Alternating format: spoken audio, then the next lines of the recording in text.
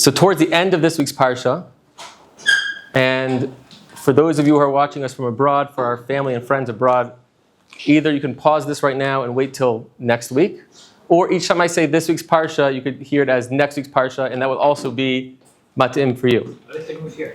Or they can move to Eretz Yisrael. That's a beautiful idea from Rav Dorfman, and come and join us, and then this would be this week's parsha for you as well. So at the end of this week's parsha, Parshas Baha'aloscha, there's the fascinating story we find of Miriam and Aaron speaking Lashon Hara about Moshe Rabbeinu. And HaKadosh Baruch Hu comes, we heard this so beautifully from Eli Rubenstein a couple of days ago, maybe yesterday. He told us about the story. So HaKadosh Baruch Hu comes to the defense of Moshe Rabbeinu and says beautiful things about him. We know that he says, he was the most humble person. I speak to him face to face. We have a certain way of speaking to each other. And then there's something which we don't fully grasp what it means. It's Usmunas Hashem Yabit. He gazes, Moshe Rabbeinu, the one you're talking about, gazes at the image of Hashem. Okay? What does that exactly mean? So we heard, I think yesterday, that the Gemara says, the Aspakaria Me'ira, that there was a certain clarity that Moshe Rabbeinu was able to address and speak to HaKadosh Baruch Hu that no one else had. Seemingly, the pasuk is good. We take it on face value, except if someone is really, really medaik in Rashi al Torah, and it's not my own personal kash because I'm not, there is an amazing question. Rabbi Yochanan Zweig, if anyone's heard of him, from Miami, Florida. Anyone? Okay, good.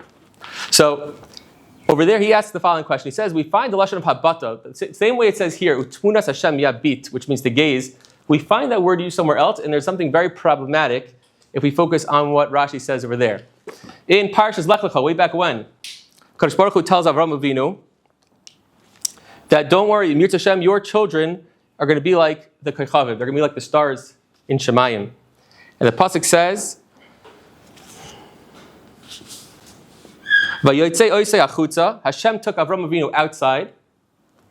Vayomer habetna, same lashon of habata, gaze, hashamayma, usfora koichavim, go and count the stars, im tucha lisper, if you can even count them, that's how many children you're going to have. Koy yazarecha. So far so good, except that Rashi brings a medrash over there. And Rashi says that HaKadosh Baruch Hu took Avram Avinu into Shemayim and brought him all the way up into Shemayim. That's what achutza means, all the way up. And then he showed him while looking down at the stars and said, look, you see these stars down there below? That's how many children you're going to have. And then Rashi finishes off, or the Medrash says that whenever we have a lashon of habata, of gazing, it's always looking from a higher vantage point to a lower vantage point. So that works great by Avram Avinu, but how does it work by Moshe Rabbeinu? With Tmunas Hashem Yabit, he's looking down at HaKadosh Baruch Hu. Anyone bothered by that? So it's Bam Kasha. So either can answer up like the Mizrahi, the Re'ei Mizrahi, that he says, in Chanami, when Rashi says over there, Lashon Vabata, he doesn't mean it as a klaliistic rule of looking. It's just over there, locally, by Avram Avinu, means to look down. Rabbi Zweig takes a different pshat. And no, La'olam, it means to look down. So what's pshat, Utunas Hashem Yabit? A totally different mahalach in what it means. What the pasuk is saying is that Moshe Rabbeinu was able to look down on, he was able to look from his vantage point, and he was the leader of Klal Yisrael, and see people who were much more lowly than him, people who are on a much lower stature, and gain from them, and see the Tunas Hashem inside them, and see the Tzelem Elokim in each person. Tunas Hashem Yabit is saying that he was able to see people who were much lower than him, who's from his high point, able to see these people who are much lower than him, simple people, Pshutei Am, and see what he could gain from them and what they have to offer, and see their milos.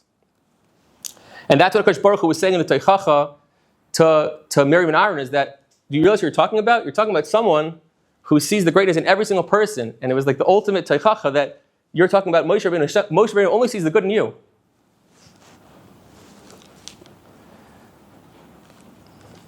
And Lamaisa, you see this such a incredible concept, what Moshe Rabbeinu was able to do, to see the greatest in each person. Mitzad Sheni, there was once someone making a cheshbon nefesh. There was a guy who was writing down a cheshbon nefesh, and he was writing down all his milas, all the good things about himself, and he was writing also his chesroinus, and he was really trying to be as honest with himself as possible, and he's focusing on all the different things that he has and wanting to grow. He then turned to his friend after finishing it up and went to his closest friend that he has, and he said to him, I just wrote this up, Tell me if you think this is accurate or not. Now, it's the worst position to be as that friend. I don't know if anyone's ever had that before. It's not comfortable. Try to avoid that at all costs. But this guy then turns to him and says, he reviews it, he's a good friend, he looks through the list, and he says, you know what? I actually think everything was accurate, except for one thing. He said, you wrote down as one of your milas that you have a critical eye. He said, I think that's a chisaron. So the friend says back, why is that a chisaron? If you're not critical, then how would I ever get anywhere? If I'm not critical with myself and try to focus on myself and do introspection, I'm always just happy with myself, then I'm never going to grow. The other friend says, what are you talking about? If you're always critical of people, no one's going to ever like being around you. Your wife's never going to want to be around you. You're going to be terrible with your kids.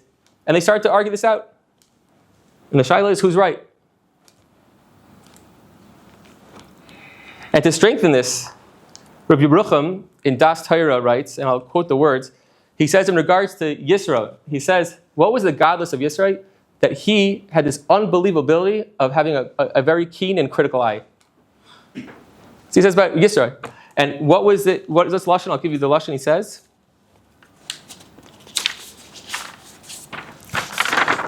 Rabbi Yerucham writes, his godless came from the fact that he was so good at being critical. And that's how he was able to come and find his way to Klal Yisrael, because he was always being critical, figuring out his way. No, this Avodah Zarah doesn't seem right. He tried every single thing out there, and that's how he got to Klal Yisrael. And then when he got there, he was able to give Moshe Rabbeinu teichacha on how to properly function based off the fact that he was being critical. And he continues, he says, it's the only way, it's the way to get to emes, is by being critical. So which one is it? Are we supposed to be critical people? Or are we supposed to be people who are, seeing things in a beautiful light?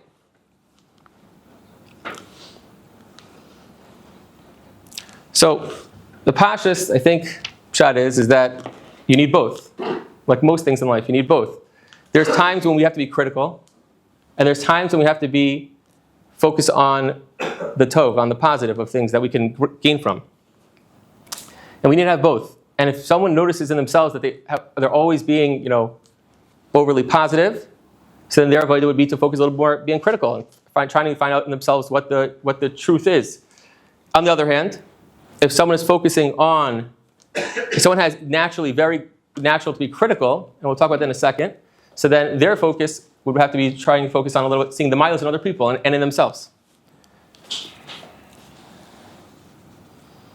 And Lamaisa, Rabbi Yerucham even himself continues, and he says, at the end of that piece, he says something very important. And I think this is probably more important for our dor, in our generation, to hear this nekuda, that he says, Hinei ein ben Gehenim legan Eden el kechut hasayra. It's only a little chut hasayra that differentiates between Gan Eden and Gehenim. Meaning to say that sometimes the line is very, very, very close and very thin for us to be able to differentiate and to properly distinguish. And even if we feel sometimes being critical is the way to go, you have to be very, very careful with it. As he says, although bikairis, being critical is a way for one to reach godless like Yisro, on the other hand, it can also be something which can be very damaging and dangerous. L'maisa, being critical can also, as we spoke about a second ago, it can destroy.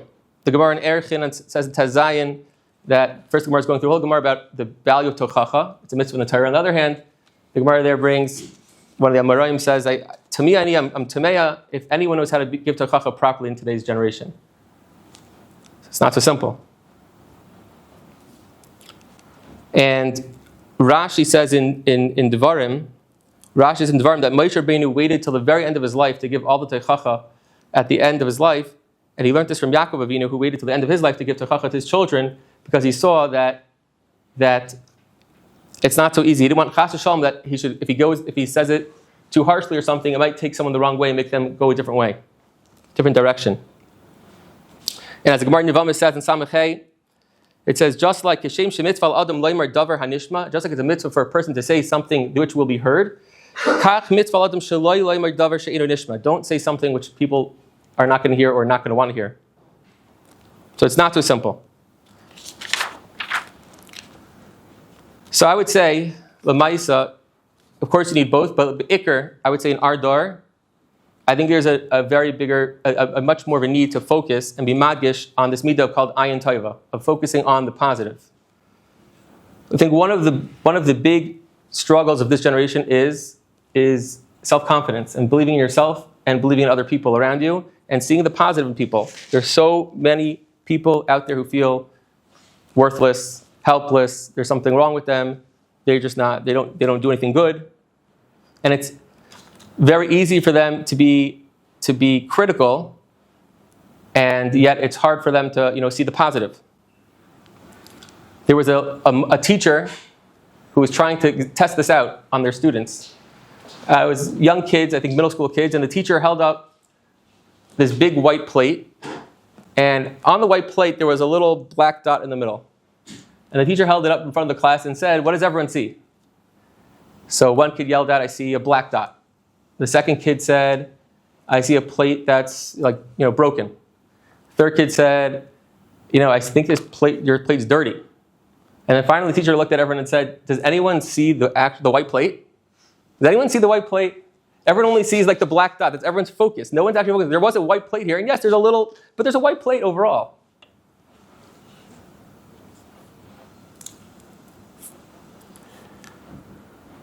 And so much of how we view ourselves, if we're negative with ourselves, it also be mashpia on our interactions with other people.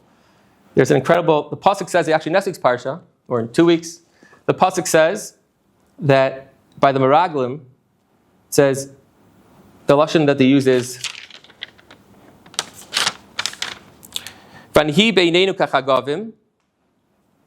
We felt in our eyes, beinenu, we felt like chagavim, like grasshoppers. V'chein hayinu beineihem.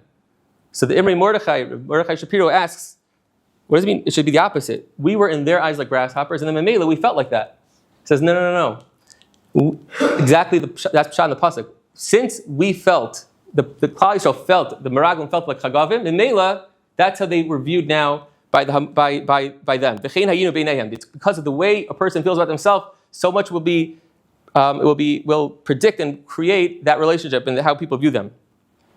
A person has to see their milas in order to feel good about themselves and for people to interact with them in a different way. So it's a and lamaisa. If a child always hears from a parent, if a child always hears, how come? Why did you do it this way? How come you didn't do it differently? How did you do it? Why did you do this way? Just should have done it a little differently. Or, honey, you did good on your test, but you could have done a little bit better. Or they hear, why can't you be, this one hopefully no one got to hear so much, but how come you can't be more like that kid, like the kid who always, does well? So if a kid always hears that over and over again from his parents, and maybe that's going to penetrate the person, he's going to start thinking, the kid could start thinking, I just don't do things right. And eventually becomes a person's psyche, that he actually internalizes that. And the avodah is to focus tremendously on having an ayin tova, of focusing on the positive, especially with a parent looking towards their kids, or a spouse towards their spouse, or a chavrusa towards a chavrusa. The Mashgiach, Rav Dov Yafa, he used to ask Bachrim in yeshiva all the time. He'd always ask them, just randomly come up to them and he'd say to them, "Tell me the milas of your chavrusa." So the kids would say, "Okay," and we tell them the milas. And when he would meet with an avrich, he would say, "Tell me something very special about your wife." And he was trying to teach them that this is sight of getting used to looking at things in a positive light, of focusing on the positive of the people around them. Rav Sonnenfeld, the famous Rav Yerushalayim many years ago, he used to say, whenever anyone would come to Yerushalayim, he would always tell them the pasuk. He would say, with Urei B'tuv Yerushalayim Koy Mechayecha, but he would say a different pshat, and he says, not Pasuk Pshat, the pasuk is Urei B'tuv Yerushalayim. You should see the good of Yerushalayim. He would say, no, Urei B'tuv, see with good eyes Yerushalayim. Dahainu, it doesn't matter what Yerushalayim has going on. Doesn't matter what's going on around you. See with good eyes. Make sure your eyes are seeing in the good way. And there's a medrash which really brings out how sometimes the negativity can really affect. There's a medrash that says that there was a person wanted to be Megarish's wife, and he wrote the get, and he kept trying to find the right moment to give it to her. But he couldn't just like randomly out of the blue give it to her, so he's trying to find the right moment. So finally he says to her, can you pour for me a cup of water? So she pours him a cup of water, and she can't it to him, and then he goes, oh, here's the get. He says, you gave me lukewarm water. It wasn't nice and cold. You gave me lukewarm water. Here's your get. Yes, I know, Toby, it's a little surprising.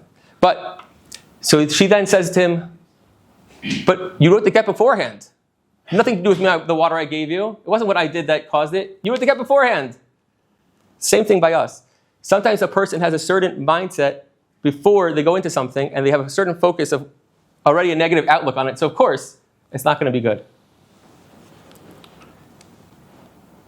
But the avodah is to focus on the type, that the things that are around us, to see the positive.